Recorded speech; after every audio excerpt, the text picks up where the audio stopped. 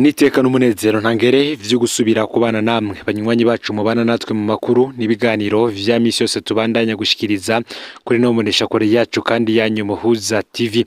Uyu ni umwanya tugiye kubageza ko amakuru y'ibiriko biravugwa bigezweho ko muri kano kanya. Ni inkuru ibabaje cyane kandi ni inkuru itumye benshi batangura gutanga ivyiyumviro vyabo bitandukanye kuri iyi ngingo yafashwe n'umwe mu bategetsi bafise amabanga ahambaye mu biro vy'inama nshingamateka. Ubwiwe yifatiye abana biwe akabasohora mu gihe c'ijoro. Abatabariza abana rero bakaba badatahura impamvu se yabataye kandi ari umwe mu bategetsi bakomeye cyane akora mu biro vy'inama nshingamateka nk'umwe mu bajejwe kuvuganira abanyagihugu. Aho uri hose rero ndagwaye kaze muri ano makuru mwe mudukurikirana muherereye mu ntara zitandukanye zigize ubumanuko, ubuseruko, uburaruko ndetse n'uburengero, abari mu bisagara bitandukanye bigize igihugu c'u Burundi, abadukurikirana baherereye mu bihugu bigize umuryango w'akarere ka Afrika y'ubuseruko ku mugabane wa Afrika ndetse n'abadukurikirana baherereye mu migabane ya kure. Mwese ndabaye kaze muri ano makuru. Nkuko ntanguye mbivuga, abatabariza abo bana babajwe cyane n'ukuntu se wabo aherutse kubasohora mu nzu abatahanze batagira icepfo n'icaruguru kandi ari umutegetsi yategerezwa kwitaho ineza y'abana yavyaye. Uwo mutegetsi se wabo bana yitwa Ndayishimiye Eric, akorera mu nama nshingamateka, conseiller au département législatif mu nama nshingamateka, akaba kandi ari president de la Fédération Burundaise de Boxe. Aba bana batabarizwa n'abana batatu aribo Ishimwe Kareri, Beteri Iyera Risa Tereni ndetse na Arakaza Jean-Claude Dodeste. Nkuko abanyagihugu batabariza abo bana babivuga, uwo muvyeyi wabo Ndayishimiye Eric yabavyaranye n'umukenyezi yitwa Ndayiragije Adelphine. Mu nyuma abahavuye bavana barahukana ariko ntibigeze bavana vyemewe n'amategeko, pas de divorce officiel. Inyuma yo kwahukana rero amakuru adushikira yemeza ko abo bana bagumye batagira aho baba nikibabeshaho, haba no kurihirwa amashuri kuko ngo bataye mu nzu y'impangano aho bahoze baba kumutakura baca batangura gusemberera mu babanyi. Uwo muvyeyi wabo Ndayishimiye Eric yaciye arongora uwundi mukenyezi aca yubaka inzu yiwe muri quartier Muyaga zone Gihosha muri komine Ntahangwa. Nkuko bitangazwa kandi na Kingi Umurundi yatohoje neza ivya makuru, mu nyuma abana bamaze kumenya ko se wabo yubatse inzu yiwe. Abahora bareza abo bana barababwiye ko boja hose wabo yubatse kugira ngo banasabe abajejwe intwaro kugondoza se wabo ko yobafashe kugira baronke uko babaho. Mu ntango z'uku kwezi kwa Myandagaro uyu mwaka w'ibihumbi 2024 niho babana bose uko ari batatu baje hose wabo yubatse, bashitse binjira mu nzu bagumaho. Si wabatashe yaciye atangura kubaryagumba, abatukagura nabo bumiraho. Kugenekerezo y'icenda Myandagaro uyu mwaka w'ibihumbi 2024 niho se wabo Ndayishimiye Eric yazanana n'abandi bantu benshi harimwo abategetsi n'umukuru yo quartier Muyaga, baca bashika basohora abo bana babata hanze. Gushika ubu abo bana ntibagira aho baba, ntibagira ikibatunze, basavye indaro mu bantu bagize ikigongwe. Abo bana kandi barituye abajejwe intwaro nta na kimwe babafasha kiretse kubatererekanya. Abanyagihugu bahisemo gutabariza abo bana basaba ko inzego zo hejuru harimwo n'umukuru w'igihugu Varisi Ndayishimiye, hakazamwo utwara ibiro vy'inama nkenguzamateka Emmanuel Sinzohagera, hakazamwo utwara inama nshingamateka Nyeniteka Daniel Geras Ndabirabe ko bafasha kugira ngo ubutungane bukorwe. Umutegetsi Ndayishimiye Eric apfume afasha abana kubaronsa uburyo bwo kubaho.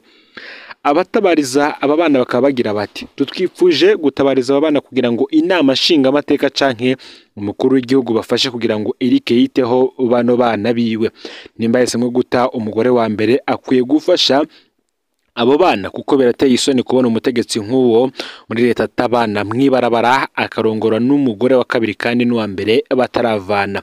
Muri rusange abo bene gutabaza bagasaba ko Ndayishimiye Eric yofasha abo bana kubaho harimwo no kubarihirira amashure. Abandi rero babibona mu yindi kote bo bakavuga ko nk'umutegetsi ajejwe abanyagihugu icambere abajejwe ari ukwitaho ndetse no kwitwararika ibibazo by'umuryango wiwe. Uyu Ndayishimiye Eric akaba akora mu biro vy'inama nshingamateka kandi nanone akaba anajejwe ari na president de la Fédération Burundaise de la Boxe, ngo kimwe mu kintu yarakiwe kwitaho nagateka k'umuryango we n'agateka k'abana nk'uko iterambere ry'igihugu ryose riba rishingiye ku bana. Bagasaba rero President Ndayishimiye n'abandi bategetsi bakomeye bo hejuru harimo n'umushikiranganje w'intwaro hagati mu gihugu iterambere rusange n'umutekano gufasha gutorera inyishu iri hagati y'abavyeyi bombi aribo Ndayishimiye Eric ndetse na Ndayiragije Adelphine, kugira ngo aba bana batatu aribo Ishimwe Kareri Beteri, Iyera Risa Terene ndetse na Arakaza Jean Claude Dodeste bafashwe n'abavyeyi babo kugira ngo nabo bazoronke kazoza kejo bazobe kazoza kejo k'igihugu. Mu yandi makuru rero tugiye kubashikiriza n'indi nkuru iriko iravugwa cane igezwe ko muri kano kanya, ni inkuru irabana n'igisata c'intwaro mu gihugu. Kuri ubu biriko biravugwa yuko mu Giharo mu ntara ya Rutana imiryango irenga 50 iri mu mwihabura inyuma yo kwakwa amatongo. Ubwo abanyagihugu bo ku mutumba Kibimba muri komine Giharo ho mu ntara ya Rutana mu bumanuko bushira ubuseruko bw'igihugu, imiryango irenga 50 iri mu makoperative abiri yaranyazwa amatongo ari mu kibanza cyo kugwirizwamwo imbuto ca Mukaziye. Abo banyazwe barandikiye umushikiranganje w'uburimyi n'ubworozi biyamireza uko kunyagwa, ariko amezi atataraheze atanyishe. Bagasaba umushikiranganje wa mbere n'umukuru w'igihugu gufata mu minwe ico kibazo. Amakoperative yanyazwe ni Ngwino Urore yakorera ku mahegitare abiri kuva mu mwaka w'ibihumbi 2017 nakora turwiza umwimbu yari ifise amahegitare 6.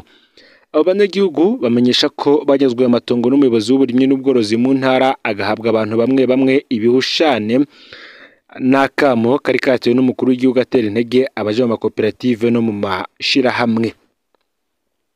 Kubwabo bahoze bakorera muri ayo matongo banyazwe ayo matongo inyuma yo kwiyamiriza inyarwa ry'amahegitare 9 ryakozwe n'umuyobozi mukuru w'uburimyi n'ubworozi mu ntara Rutana Pierre Karaveri Bagorikunda abicishije kuwitwa Leonidas Bahati. Ayo matongo kubwa bamwe mu banywanyi bayo makoperative abiri yari akoswe n'umuyobozi w'uburimyi n'ubworozi Pierre Karaveri Bagorikunda yinyegeje inyuma ya Leonidas Bahati ngo araheze imyaka 5 agaca twara rero amafaranga yo koteja kandi yategerezwa gushirwa mu kigaca ca BPA Rutana. Abanywanyi b'amakoperative bakavuga ko inyuma y'ikete bandikiye umuyobozi w'uburimyi n'ubworozi mu ntara ya Rutana Pierre Karaveri Bagorikunda kwigenekerezo 12 Kigarama umwaka weze w'ibihumbi 2023 uyaciye abirukana mwirema rikurikira. Ayo makoperative ukarabiri kandi yaciye anyagwa. Ibice ayo makoperative yarimwemwo vyaciye bihabwa abantu basanzwe harimo umustaneri wa komine Giharo Lydia Nihimbazwe, umunyamabanga w'umugambwe CNDD-FDD muri iyo ntara Sylvain Nziko ruriho ndetse n'abandi. Abo rero bahoze bakorera muri ayo matongo bakavuga ko bandikiye umushikiranganje w'uburimyi kugira ngo abagarukire kuva ku genekerezo 16 Rusama guheze, ariko ubu batararonka inyishu gushika n'ubu. Abarongoye rero iyo miryango 50 bakavuga ko bagizwe n'abantu batunzwe no kurima muri ico kibanza haraheze imyaka myinshi kandi ko batabona uko bagiye gushobora kuzogaburira imiryango yabo. Bakaba bibaza rero igituma bazira ko badumye urutoke kwinyagwa ry'amatungo ya leta aho boshimiwe. Imiryango isaba umushikiranganje wa mbere Gervais Ndirakobuca n'umukuru w'igihugu Evariste Ndayishimiye kugarukana ituze muri ivyo bibanza. Leta isaba abanyagihugu gukorera mu makoperative kugira ngo bagwize umwimbu kandi bagwanye inzara. Akaba ariko abo banyagihugu bibutsa igice cya Mukaziye cyatunganijwe mu mwonga w'uruzi Mukaziye ku buryo bwatanzwe ni banki y'isi yose. Ico gice rero kikaba kigizwe n'amahegitari 32 kikaba gifatwa nk'ikigega c'intara zo mu manuko bw'igihugu, ahanini hakaba harimwa umuceri ndetse n'ibigori. Mu yandi makuru reka tuyabandanize kubiriko biravugwa muri Republika Iharanira Rusange ya Kongo Igoma, aho abantu batari munsi ya 80 bishwe mu kiringo kidashikana n'ukwezi. kuba amashirahamwe adakiranira ivyicaro vya politike yaho abantu batari munsi ya 80 barishwe mu gisagara ca Goma umugwa mukuru w'intara ya Nord Kivu mu seruko bwa Republika Iharanira Intwaro Rusangi ya Kongo. Mu kiringo kidashika n'ukwezi ni mugihe amashirahamwe adakiranira ivyicaro vya politike aregura ukuntu abategetsi badashobora gukingira abanyagihugu mu gihe umutekano muke uguma wiyongera muri ako gace ko mu buseruko. Abanyepolitike bakabona ko gushira ico gice mu bihe bidasanzwe ivyagizwe na Felix Tshisekedi ataco vyafashije mu gucunga umutekano w'abanyagihugu. Muti vyifashe gute? Navyo reka tubice irya nino.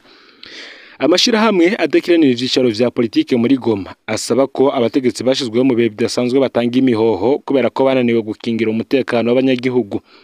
Mu nama ihuza abo mu mashirahamwe adakiranira ivyicaro vya politike n'abarongoye igisagara ca Goma baye kugenekerezo 14 Myandagaro, abarongoye barerekanye igitigiri kinini cyane c'abantu bishwe ku mugwa mukuru wa Nord Kivu. Uti ntidutahura ukuntu abantu 80 bicwa nk'inka. Ivyo vyerekana ko abategetsi bo mu bihe bidasanzwe badashoboye.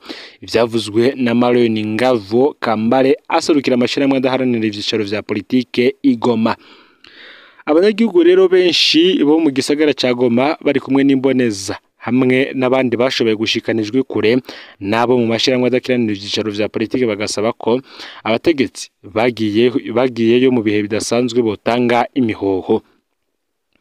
Intwaro yo mu bihe bidasanzwe yarananiwe cyane, none dushaka ko abari muri iyo botuvira mu gisagara kuko bazanywe n'umutekano muke mu gisagara no mu materitwari. Bikavugwa na George Kimoli aba mu gisagara ca Goma asaba ko abari mu ntwaro yo mu bihe bidasanzwe bagenda bahereye kuri Buramatari. Uti ico duhimbara nukubona Buramatari nabo bakorana basubiye iyo bazananye kuko atana kimwe batubariye. Bikaba byavuzwe na Jean Mutambikwa uwundi munyagihugu aba igoma. Bamwe mu banyepolitike bakabamenyesha ko batakiri kumwe n'abanywanyi babo kuva hagiyeho ibi bidasanzwe. Uti kuva hagiyeho intwaro yo mu bihe bidasanzwe na twebwe turi abashinga amateka ntitukerewe kugendera abadutoye.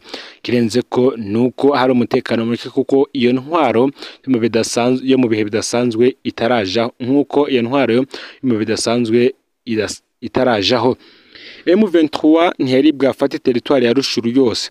Mugabo kuva intwaro yo mu bihe bidasanzwe igiyeho niho yafatwa. Yongera ko Masisi none ubonaho hafashwe territoire ya Rubero iri mu minwe y'umwasi w'amahoro ariwe M23. Ndabisubiyemwo intwaro yo mu bihe bidasanzwe yarananiwe. Umushinga amateka akukira intara Safari Ntagatare Olivier niwe yabivuze ashavuye. Amashirahamwe menshi aharanira agateka kazina muntu arababazwa kandi n'ukuntu umutekano muke wiyongereye kuva intwaro yo mu bidasanzwe igiyeho ishizweho n'umukuru w'igihugu ca Republika Iharanira Intwaro Rusangi ya Kongo Antoine Felix Tshisekedi. Iyo ntwari ikaba yari ifise ubutumwa bwo kugarukana umutekano mu kwirukana imigwi yose yitwaje ibigwanisho yo muri ico gihugu n'abanyamahanga kugira hagaruke umutekano ku butaka bwose bw'igihugu. Intwaro yo mu bihe bidasanzwe ikaba yarashizwe ko kuva muri Rusama umwaka w'2021. Ngayo rero amakuru yaragizwe ko muri kano kanya aho uri hose ufyonde subscribe canke sabone niba utari wafyinda ko kugira ngo tujicikanwa nayo dushikiriza. Usangize kandi ano makuru bagenzawe aho bari hose kugira ngo nabo baje bashikirwa n'abiriko biravugwa bigezwe ko ngaha mu gihugu cy'u Burundi mu bisata bitandukanye agaje kazana muntu politike ubutungane ndetse n'ibindi vyinshi. N'Umuhoza TV Imana ibahezagire.